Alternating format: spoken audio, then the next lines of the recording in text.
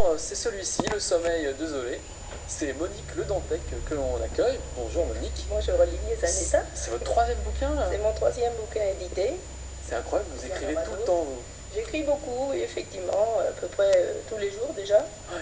tous les matins, et je me suis fixé un objectif d'à peu près un tous les ans et demi maintenant. Et ben vous remplissez Voilà, votre donc objectif. Hein. je remplis mon objectif, Voilà. absolument. Alors on va parler de ce livre, qui est vraiment un livre vraiment très sympa, que moi j'ai trouvé un peu angoissant. Hein. J'ai pas lu la totalité du bouquin, mais il est angoissant, puis on se pose des questions. Donc ça c'est toujours sympa dans un livre. Oui. En résumé, hein, c'est l'histoire d'une jeune femme qui est artiste peintre, qui s'appelle Zoé, qui va rencontrer un galeriste.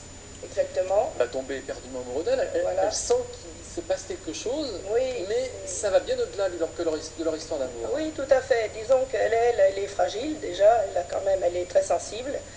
Elle prend tout, elle est superstitieuse, enfin elle est extrêmement fragile. Elle est peintre, donc avec une sensibilité des artistes en plus certainement exacerbée.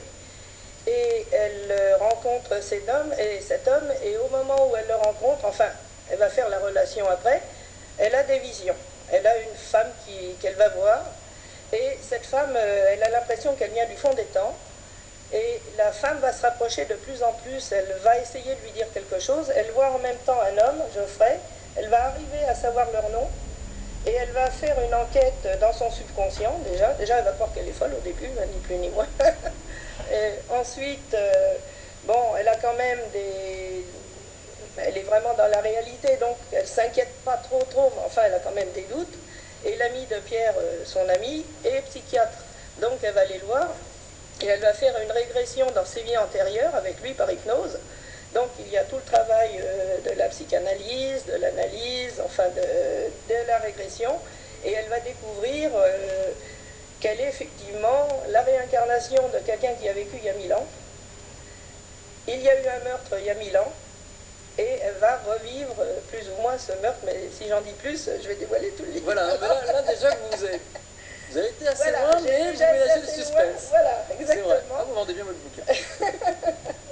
Bon, voilà, donc c'est vrai qu'elle va avoir beaucoup de soucis, et elle va arriver... Bon, je ne vais pas dire... Non, dites pas plus. Donc, vous l'avez bien compris, c'est à la fois un polar, c'est à la fois un roman ésotérique, c'est à la fois une histoire d'amour. C'est une histoire d'amour. Et vous nous emmenez vraiment à la frontière de vous-même à chaque fois, à la frontière de la mort, oui, à la voilà, frontière parce de la vie, qu'elle va arriver à... Bon, elle ne va pas mourir, non. Mais il va se passer plein de choses. Plein de choses. Voilà, exactement. Donc, c'est un livre aussi sur la réincarnation.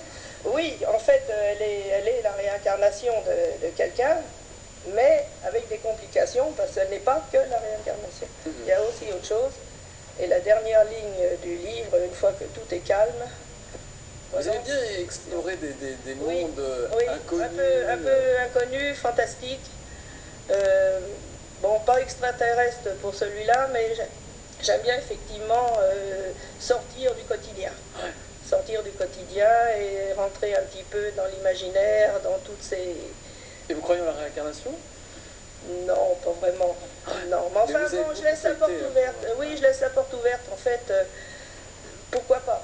Pourquoi pas? On peut toujours imaginer ce qu'on veut. Hein, En tout cas, pour un romancier, c'est formidable. Voilà, oui, c'est l'imagination. En plus, elle habite à Auvers, enfin, son amie habite à Auvers-sur-Oise, donc elle a tous ces peintres qui tournent, tous les souvenirs des peintres qui tournent un peu autour d'elle. À un moment, elle les voit, d'ailleurs, elle est place du Tertre, elle va tous les voir, Utrillo, Van Gogh, elle va sur la tombe de Van Gogh, évidemment.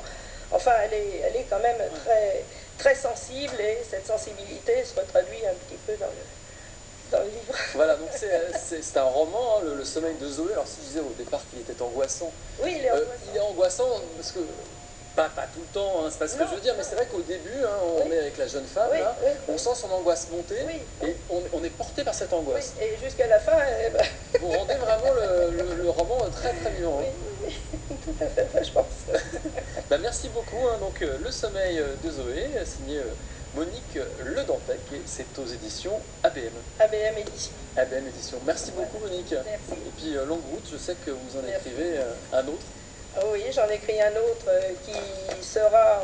enfin, celui que j'écris, c'est une histoire d'un enfant qui aimait trop les loups. Et je vais faire la confrontation de deux mondes. Le monde des gens tout à fait, disons, BCBG, on va dire, très bourgeois, conservateurs. à côté de leur propriété, va se mettre un foyer de jeunes délinquants. Donc ça va mettre un petit peu d'animation.